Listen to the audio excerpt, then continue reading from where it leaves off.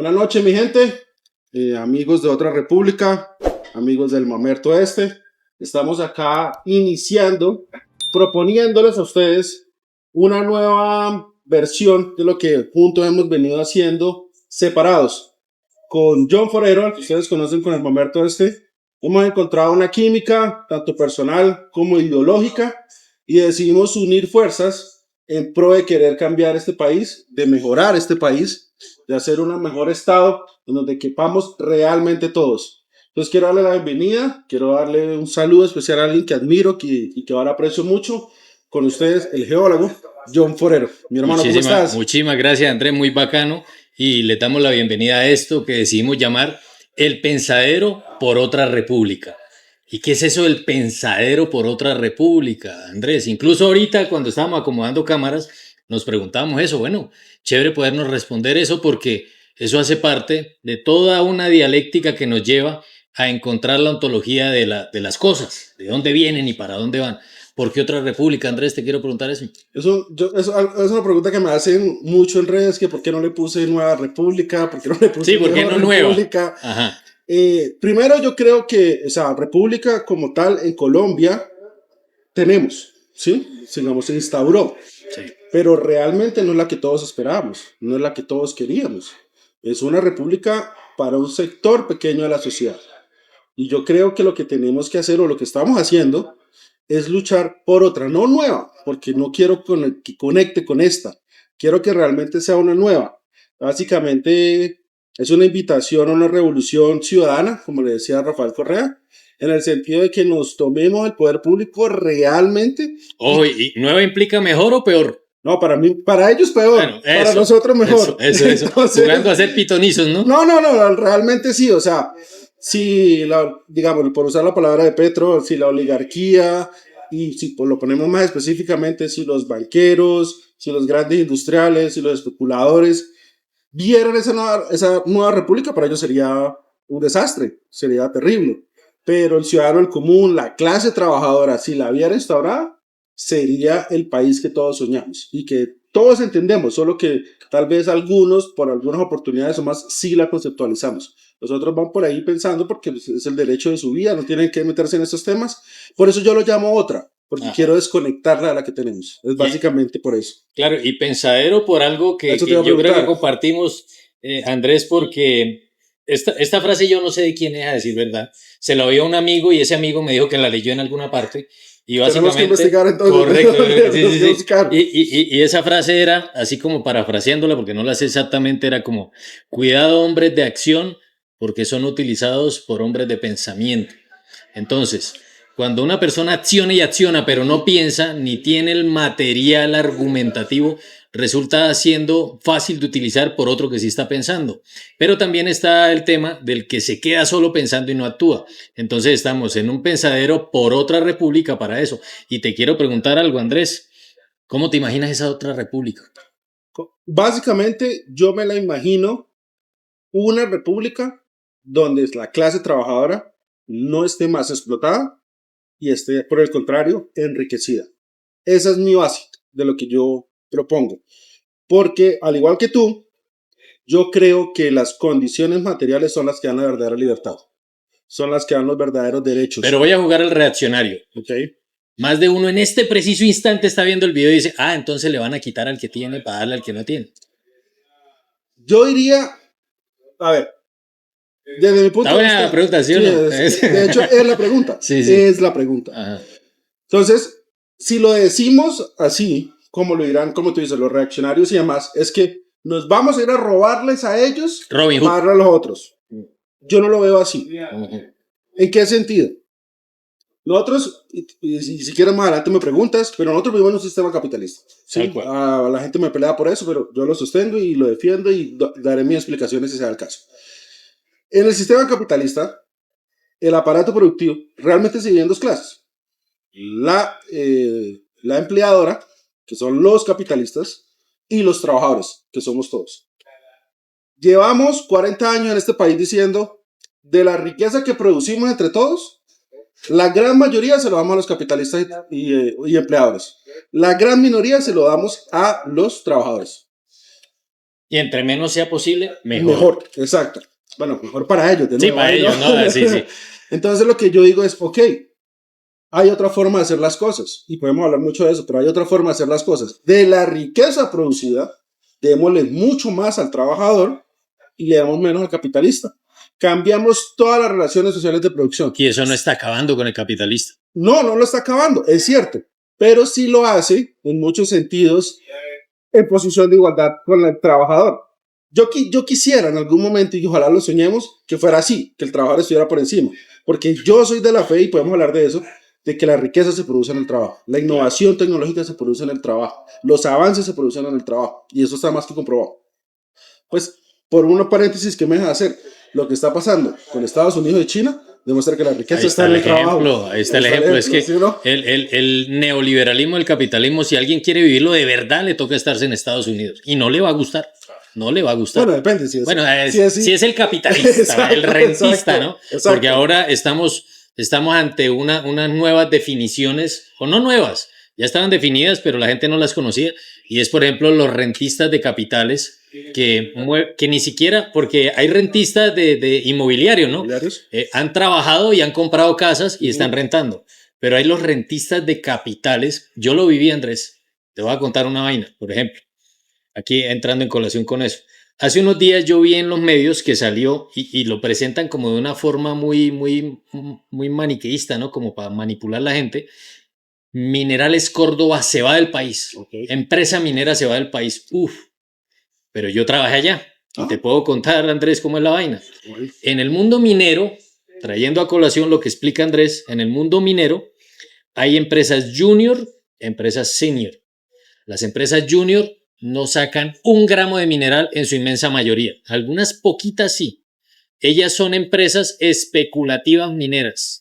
Es decir, ellas van a una zona, exploran, buscan el mineral, buscan inflar las acciones en Toronto, en Nueva York, para que otros inversionistas metan plata en la junior se capitaliza y cuando ya tiene un cálculo de reservas, venden y una mayor, una grande, una senior, ella viene y explota. Minerales Córdoba apareció después de la unión de una que era Sabre Metals con otra compañía que era Córdoba, se unieron, hubo el joint venture, se fusionó una sola empresa, inversión de capital canadiense, especulación, sí había mineral, no, así que no, pero después le contaré cómo es esa minucia de ese trabajo. Yo trabajé con un australiano, es un hablador de mierda, pero él estaba aquí en Colombia para especular. En ese proceso de especulación, ¿qué hicieron? Son los rentistas, lo que yo le decía. Gente que hace billete, se hicieron millonarios y no sacaron 1 gramo de cobre. Y ahorita vienen una empresa a sacar el cobre. Ellos sí producen, ellos sí van a producir.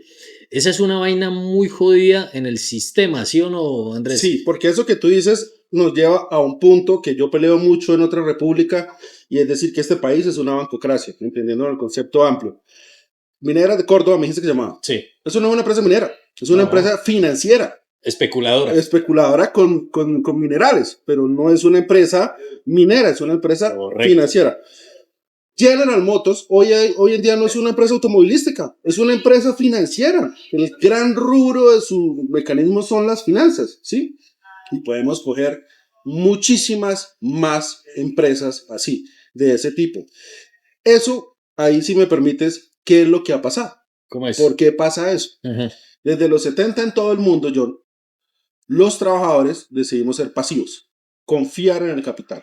Y nada más traidor que eso. La mano invisible del dios capital. Hemos creído en eso.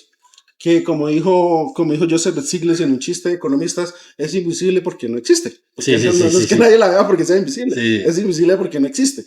Entonces decimos nosotros, pues sí, confiemos en ellos. Ellos van a acumular la riqueza y la promesa fue que lo iban a invertir. Entonces iban a crear muchas empresas, muchos nuevos trabajos. Bueno, ya sabemos que no. ¿Qué hicieron con esa plata? Que empezaron a acumular desesperadamente.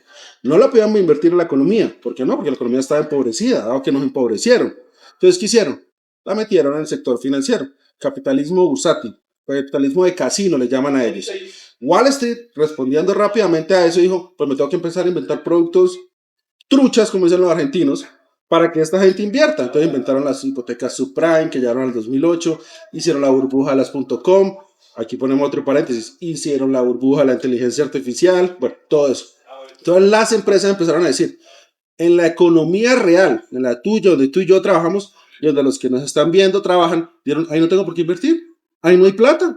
Pero en cambio, especulando acá, hay billones, cientos de millones. Oye, esto es repetitivo, ¿no? Eso ¿Te acuerdas del tulipán holandés?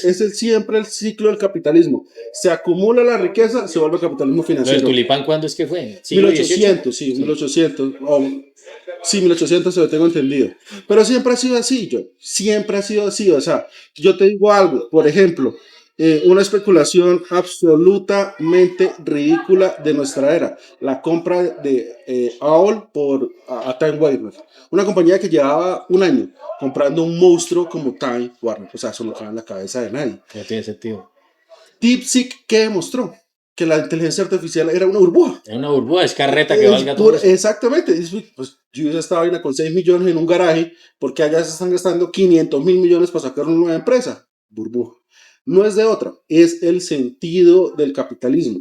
Porque yo tengo una tesis, tú la conoces. Para mí, capitalismo funcionalmente significa una cosa.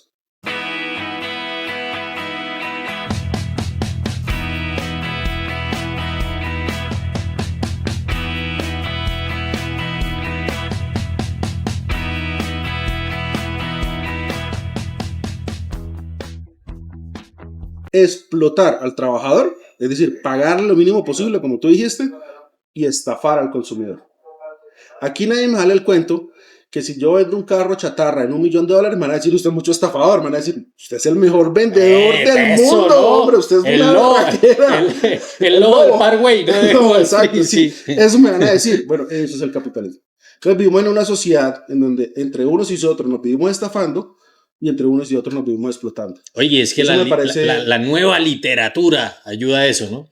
La nueva literatura. A las 5 de la mañana, pues claro. El monje que vendió su Ferrari, y ni tan nueva, piense y hágase rico, de Napoleón Hill. Cuando uno empieza a ahondar en los detalles quién era Napoleón Hill y por qué, uno encuentra cositas que sirven, ¿no? Pero son poquitas, ¿no? De piense pero positivo. Es como que un amigo le un consejo a uno. Eso es un consejo, es una maricada, o sea, agarre Oiga, no tome tanto y trabaje más. Pues sí. Va a ayudar. O sea, agarre eso y escriba 10 libros y haga rico con esa vaina. Porque es que hay algo que pasa, que es que, digamos, los que nos apasiona la historia,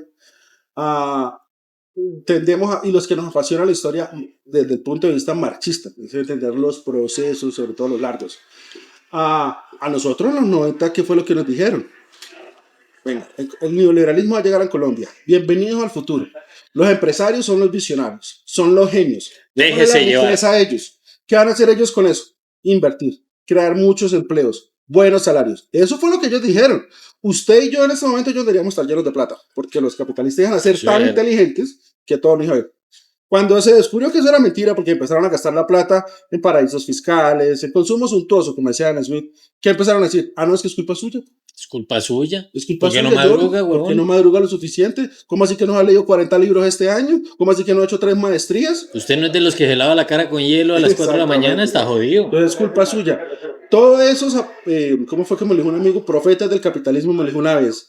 Lo que están tratando de hacer, y esto es muy importante, y es esencia de otra república, lo que están tratando de hacer es que el colapso del sistema, que el fracaso del sistema se individualice, caiga sobre cada uno como persona. Es que usted es el que falla.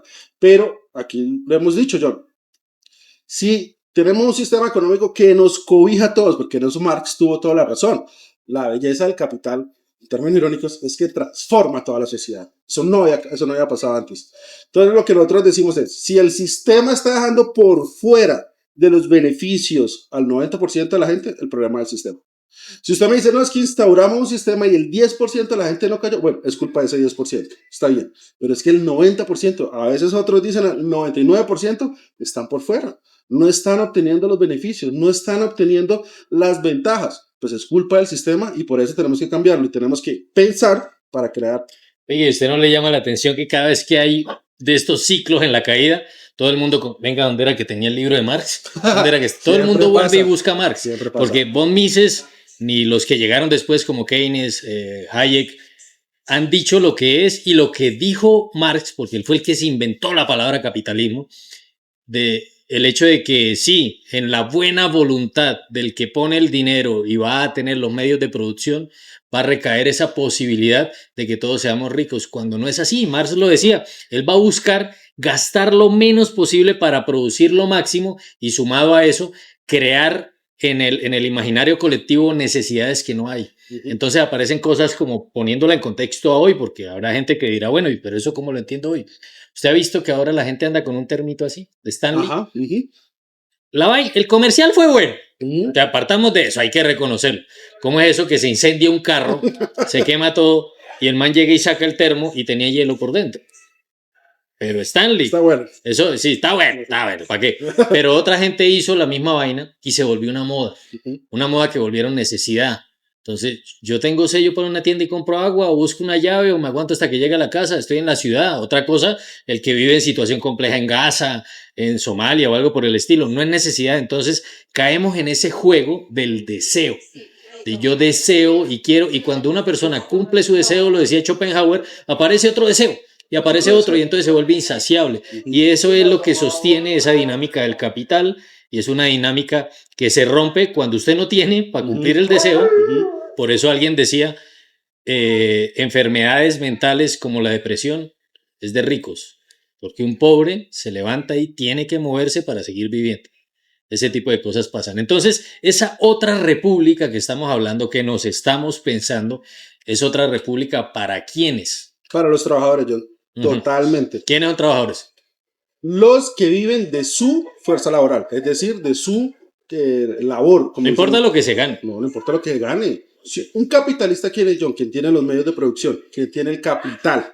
Por decir algo, era una frase que me dijo alguien alguna vez y todavía la pienso y trato de darle, pero o sea, me saca la piedra porque no le dije yo, sino la dijo él. Sí. Y fue demasiado buena y de haberla dicho yo. Pero no, la dijo él. Dígale en chino para que sienta que... No le voy a decir quién fue, eso sí, tampoco le voy a dar publicidad, pero fue muy buena. Él dijo, un capitalista es aquel que puede poner a otros a trabajar para él y no tiene que trabajar él para vivir. Y tiene toda la razón. Entonces alguien me dijo, pero Elon Musk trabaja. Sí, pero Elon Musk no tiene que trabajar. Elon Musk se puede ir a dormir el resto de su vida. 800 generaciones. Y no tiene que trabajar. Un capitalista es eso. Es alguien que tiene la capacidad, los medios de producción para que otros lo trabajen y él pueda vivir sin trabajar. ¿Sí? No, hay otros que no. Hay otros que nos toca es de 8 de la mañana a 5 de la tarde o el horario que sea. Y ahí entra llamémoslo así, un argumento tipo María Fernanda Cabal. Pero es que el capitalista está arriesgando plata. ¿Y el trabajador que arriesga, Andrés? Todo. Yo vivía muy cómodo con mi esposa en un barrio que se llama, en un municipio que se llama Chinacota. Yo soy John de Norte santandereano. Exacto, a mí me gusta ¿sí? En estas urbes me enloquece. Y le salió un trabajo, y era bueno, y era algo que quería. Algunas veces les toca a ella, todas las veces nos toca a nosotros. Entonces yo, bueno, pues nos vamos. A mí no me gusta Bogotá, pero nos vamos para allá. Y bueno, mira lo que salió. O sea, nos tocó mudarnos. Venir a buscar acá un apartamento, arrendar, todo eso, ¿sí? Tener una vida allá y cambiarla. Y no estoy molestando, o sea, ¿qué tal que la empresa se quiebre? Por decisiones gerenciales. Entonces yo no estoy arriesgando. Claro. Me quedo aquí amarrado a un contrato de un año, que ¿cómo voy a pagar? Si es que las empresas no se acaban por decisiones del sindicato. Las empresas acaban por decisiones gerenciales. Primero acabaron los sindicatos. Claro, exactamente. Sí. Entonces, cuando me dicen, el capitalista arriesga plata, vale, yo estoy arriesgando mi vida. Y mucho más importante eso, creo yo, la vida de mis hijos. Yo no tengo hijos, pero estoy hablando en general. El desarrollo familiar. El desarrollo familiar. Entonces, mi hijo quiere ir a la universidad, estoy hablando en general. Entonces, me meto en un contrato con un crédito en el ICETEX para poder pagarle la universidad a él, y el bruto de mi jefe, dueño de la empresa, hace un mal negocio y se cae. ¿Eso no es un riesgo para mí? Pero hay otra cosa, Andrés. Es que dentro de ese relato, esa narrativa de una persona como Cabal, está metiendo a un emprendedor pequeño en la misma canasta de un capitalista. No, y es diferente, porque es que un emprendedor está arriesgando. Y es un trabajador que arriesga sus ahorros. Exactamente. Arriesga un capital. Es un trabajador con empresa. Pero si uno ve, por ejemplo, la historia de Uno, tiendas de Uno, ¿cómo nace? Eso es del grupo Santo Domingo. Exacto. Santo Domingo no dijo, voy a vender el carro para empezar el negocio, voy a arriesgar capital. Él fue al banco y sacó un préstamo. sobre una garantía de un negocio que va a andar. Exacto. El negocio empieza a andar, él no gastó un peso, No. él agarró acá, puso allá Exacto. y llegan las ganancias. Claro. Eso es un capitalista. Exacto. Ese señor que tiene una miscelánea hoy, que está arriesgando No, un capital y tiene es un 2 trabajador empleados, con la empresa. es un trabajador que decidió emprender. Totalmente. Por eso hay algo importante en eso que tú dices, muy importante.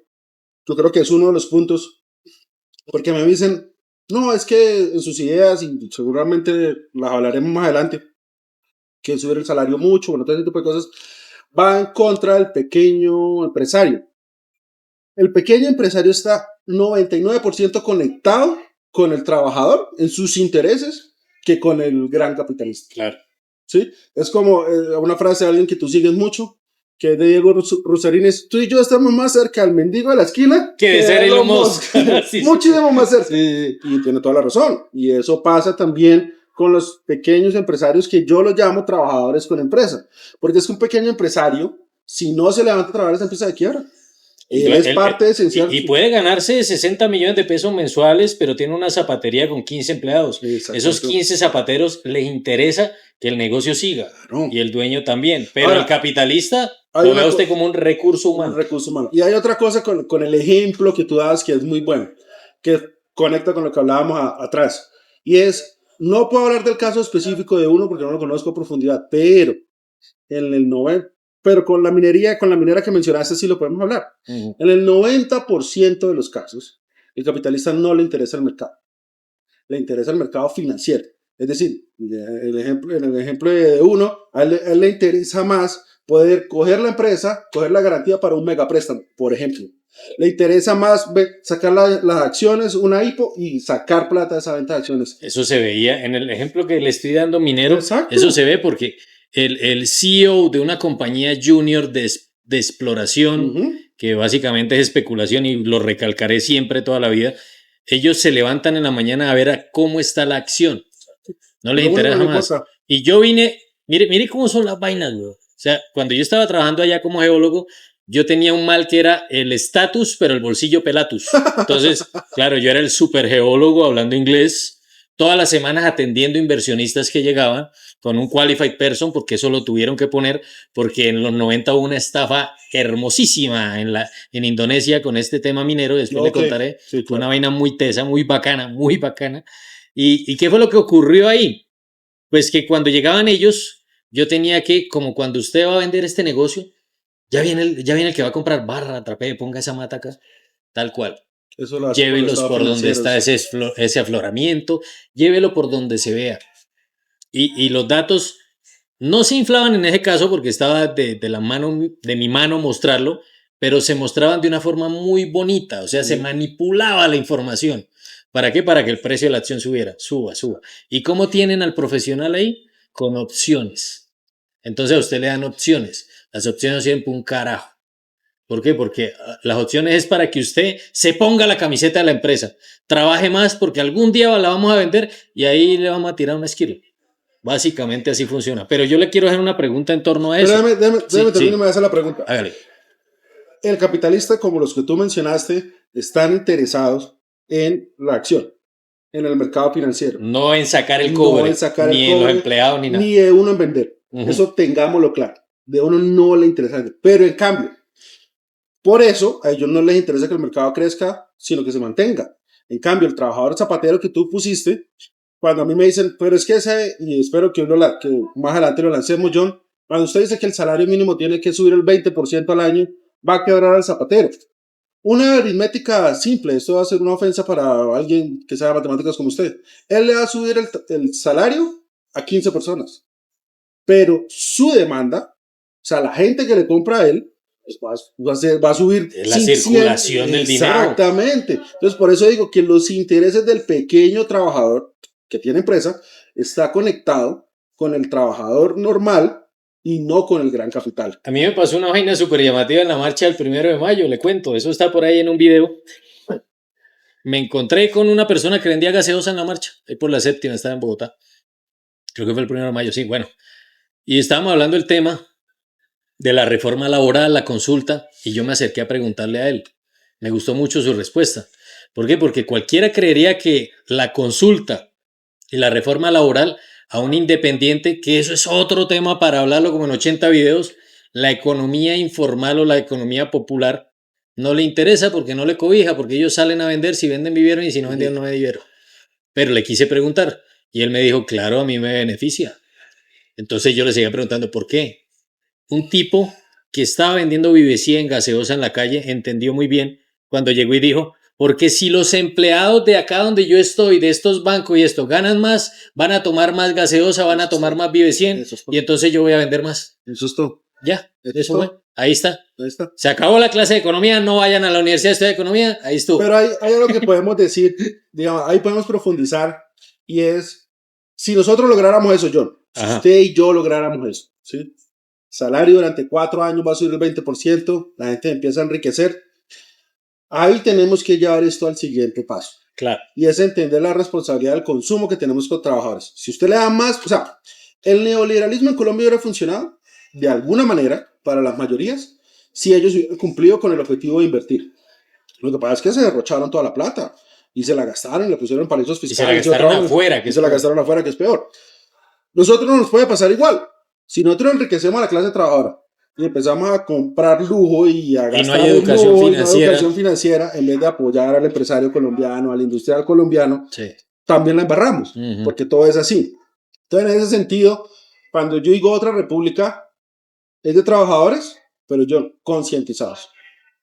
No quiero usar esa palabra, pero por lo menos, bueno, no sé, un sinónimo de educados, porque no quiero venir aquí a darme la ¿no?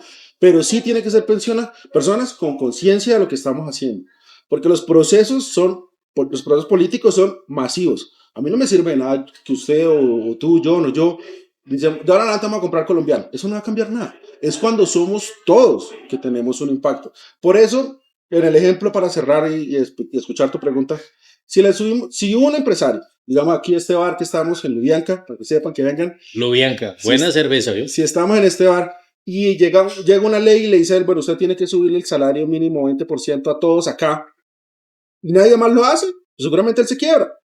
Pero es muy diferente si todos lo hacemos, si todos subimos los salarios, si todo el mundo tiene más plata. De pronto tú y yo no estaríamos tomando 2 cervezas, sino 4, por ejemplo. ¿Sí? Ese es el punto. Es una república de trabajadores, pero en gran parte, John, concientizados de los asuntos sociales. Eso es muy importante y por eso yo decidí en redes y por eso pues estamos en esto hoy. Claro, y ahí entra otra cosa a colación. En un proceso de esos donde fue mejorando el salario, el dinero empezó a rodar, empieza a moverse un comercio, una economía diferente, aparece un segundo estadio muy importante que ni siquiera es segundo, puede ser paralelo a este, y es que tienen que haber nuevos medios de producción con control estatal, pero el control estatal entendiéndose como el estado de los trabajadores. Es decir, que el mismo país produzca con alianzas, joint venture con empresa privada, etcétera, pero que produzca de tal manera que el dinero que se gasta siga circulando. O sea, se queda en el país. Se quede en el país y aparte de que se quede en el país, va a empezar a generar excedentes que van a permitir salir de una forma más allá que solo mandar aguacate, limón o café. Claro. Es que uno de los grandes problemas que tenemos, porque digamos que nosotros hiciéramos eso, ¿sí? Yo creo que, por ejemplo, la energía deberíamos nacionalizar. Luego hablamos de eso porque tú eres experto en ese tema. Que los bancos deben ser nacionalizados, ¿sí? Pero digamos que hay muchos sectores que podríamos pensar así y dejamos los bancos privados. ¿Qué problema tenemos en Colombia? Gravísimo, que es un problema de la bancocracia mundial. Que los bancos no convierten el ahorro en inversión. Es decir, no le prestan a nadie que quiera invertir. Es uno de los grandes problemas que tenemos en Colombia. Aquí el banco, no es el chiste, ¿no? Le presta al que no necesita o al que va a parrandear. No es más. Pero que aquí un banco le preste a alguien para incentivar un proyecto. O el Estado favorece a la banca privada, como pasó en pandemia con Bancoldex. Este tema que coge Duque y salva a la banca privada y el país aquí. Exacto, emitiendo. Eso me parece terrible. Eso me parece una de las... O sea, Marx, que tú y yo tenemos una... Marx nunca le gustó el Estado. Lo odió, de hecho. Y lo odió por razones obvias, porque lo persiguió hasta más no poder. O sea, hizo la vida imposible. Sí. ¿Cómo le va a gustar? ¿Cómo le va a gustar? Sí. Él sufrió lo que se llamó los decretos de Karlsbad, que es como esta restauración conservadora en Prusia que prácticamente... Arrancaba un periódico y a los 15 días le tocaba cerrarlo y vaya para otro lado. Marx nunca habló del Estado bien. De hecho, son las dos famosas frases, ¿no? Que el Estado es donde se mezcla, es la telaraña que interlaza los los intereses de la oligarquía. Bueno, esa era de la burguesía. Esa era la versión de él. Y hasta ese momento, él no estaba equivocado. Sí, no es por adorarlo más, pero es verdad, o sea, hasta ese momento no estaba adorado. Fue en los 30 cuando Roosevelt y otros, incluso la Unión Soviética, dijeron, oiga, el Estado puede ser un aparato para desarrollar la nación. Puede ser un aparato que sirva en beneficio de la nación, ¿sí? Esa es la lucha en la que nosotros estamos hoy. Todos queremos el Estado para nosotros, todos. Ese cuento de odio el Estado, pero me voy a lanzar a presidente. O sea, mi ley. Soy el topo del Estado, pero estoy ahí. Pero estoy ahí y feliz. Y aquí nadie me va a sacar. Yo tengo la tesis de que un político de derecha es un trabajador que las empresas grandes no quieren contratar. Entonces lo mandan para allá a que le haga sus cosas en el Estado. O es un lobista sí, para el capital. Exacto, eso no es más.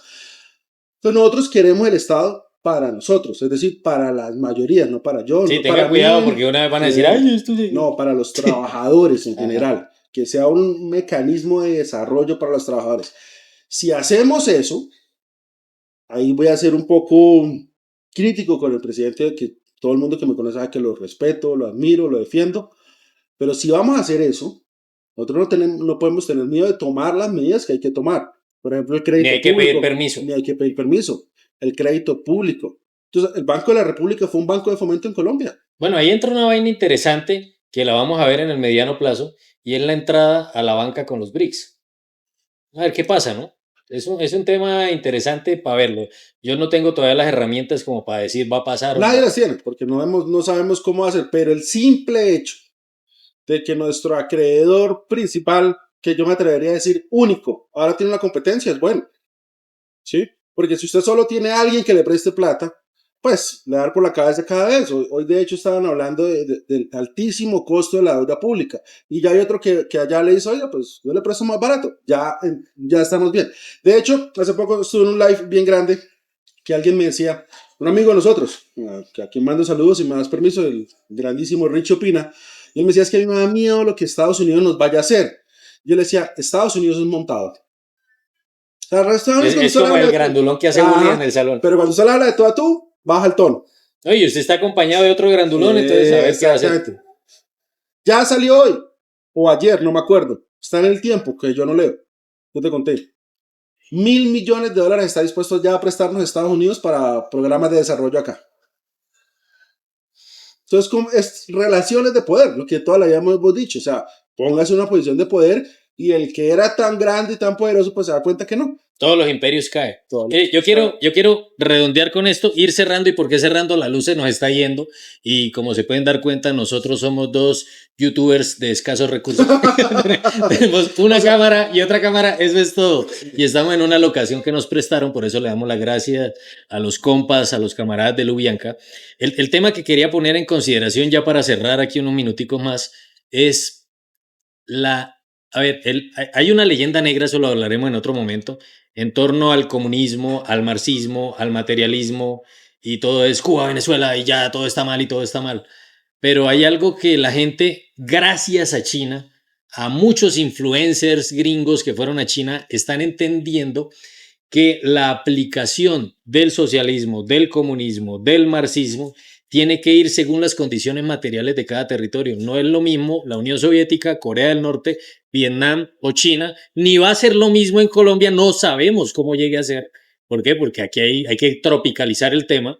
Y otra cosa también para que usted la redondee y la explique. No existen países comunistas porque no hemos llegado al comunismo en ningún lado. Nunca hemos llegado allá. Si nosotros, y digamos que hay una visión de eso, el llegar al comunismo es algo que se construye día a día. No es un plan de, bueno, el primer año vamos a hacer esto, el quinto año vamos a hacer esto, el 10º esto y ya. No. De hecho, los chinos lo dicen todos los tiempos, cada vez que le hacen un plan quinquenal. Bueno, aquí vamos y pues según esto, pues vamos por acá. Sí, o sea, están construyéndolo todo el tiempo. El capitalismo fue así, la democracia fue así, todo fue así.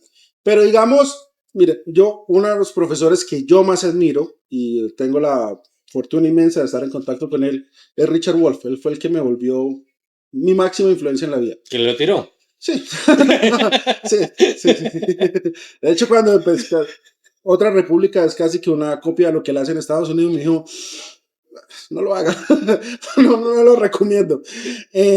Yo lo empecé a escuchar a él en una frase, en una clase, y él dijo, el milagro del siglo XXI es la China. Entonces nadie lo debate. Pues sí. Y en el siglo XX la Unión Soviética. Y yo, epa, esto ya me empieza a replantear todo. No vamos a hablar mucho, pero dejemos solo una idea. En 1917, Rusia era un país como Colombia, muy rico en un pedazo, pequeño, y rural. Pobre y rural por el resto. En 1900 lo tomaron los soviets, lo tomaron los bolcheviques. En 1960 pusieron el primer hombre en la órbita espacial, el primer satélite que es el papá de todas las telecomunicaciones. ¿Me puede explicar usted cómo es un fracaso que de 1917 a 1960 pase eso? En un país como el nuestro que no es capaz de hacer un puente. O sea, nosotros con qué aire de superioridad miramos ese proceso de aquí vamos a ver un puente y ellos pusieron un satélite. No vaya tan lejos. 1976, ¿qué era Colombia y qué era China? Bueno. China era más grande, pero Colombia estaba en teoría mejor. ¿Cómo es Colombia y cómo es China hoy? ¿Cuál es esa relación? Corea del Sur también. ¿O es que el estado es pequeño en Corea del Sur? O si quieren y alguno le va a dar rasquiñita. El proceso venezolano es distinto y ha cometido unos errores. ¿Por qué? Porque no tomaron en consideración lo que dijo Marx. Y es que si van a llevar el socialismo a cualquier lugar del mundo, hay que adaptarlo a sus condiciones materiales. Muchas personas llegaron a Venezuela con el socialismo queriendo implantarlo tal cual como en las repúblicas soviéticas, y no fue así, sumado a los problemas obvios que tenemos acá como países suramericanos, hispanoamericanos, pero hoy en día yo veo que la curva en Venezuela está siendo así. Están reindustrializándose. Está siendo un tema muy llamativo y esa es una vaina que en 5 o 10 años vamos a mirar para atrás y ay, ¿dónde está el presidente imaginario de este mundo que cambió todo? No sé. Bueno, ¿cómo considera usted, Andrés? Podemos cerrar este programa, ya nos quedamos sin luz, hermano. Ya nos quedamos muy bacano. Luz. Este va a ser el primero de muchos pensaderos por otra república. Así que, Andrés, muchas gracias por la confianza. Y a ustedes también, muchas gracias por la confianza. Recuerden suscribirse a los canales de Andrés Arellano, John Forero, el Mamerto Este, Otra República, y ahí vamos a estar conectados siempre. Y vamos a tener estos espacios también en vivo, muy pronto, ahí les estaremos contando. John, vamos a construir otra república. Otra república, así es. Gracias.